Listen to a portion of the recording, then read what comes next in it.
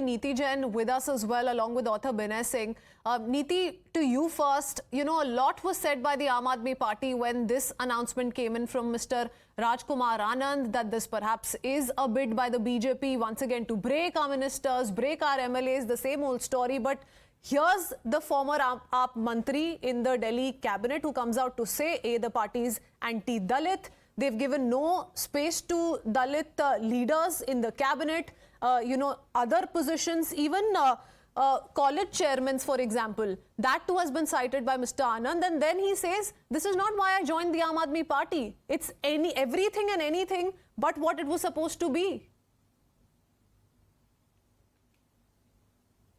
All right. So firstly, I think the Aam Aadmi Party has always blamed the BJP for anything that goes wrong inside of their party.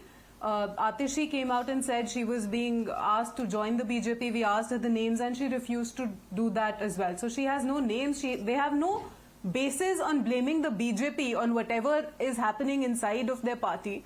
The second point being that the Aam Aadmi Party came to power with a lot of promises, and ever since a lot of their founding members have stopped being part of this party. So I think this is something that they need to figure out. Why is it that ever since they began, a lot of their founding members have also left the party? They did not join the BJP. They were not part of the ideology that BJP is. So I think they need to answer that. Thirdly, I think there's a small coterie of people that is operating the Aam Aadmi Party. Most of them today have cases against them of corruption and money laundering. And they have not come out with a plausible answer on why is it that no matter they come out and make the media their playfield and they come out and put everything on the media, but they have failed to put anything in front of the court and take relief in whatever matters that come against them.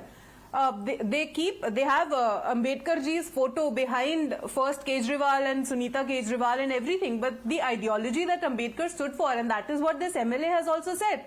So the people who joined the Aam Aadmi Party initially were of a certain ideology, were of a certain thinking, and Aam Aadmi Party has not been a part of whatever they claim. Okay. So they have made a lot of promises and not been the devil's advocate delivering any of those promises. Okay, just to be the devil's advocate here, Mr. Binay Singh, can one, completely rule out the possibility of some sort of pressure that Mr. Rajkumar Anand was facing, given that so many Aam Aadmi Party leaders in the past have come out to say that we were offered a certain amount to quit the Aam Aadmi Party, join hands with the BJP. They've also been going around and saying that a deliberate attempt has been made to ensure that the approvers give a version in the favor of the BJP and not the Aam Aadmi Party through the course of the investigation in the Delhi liquor policy.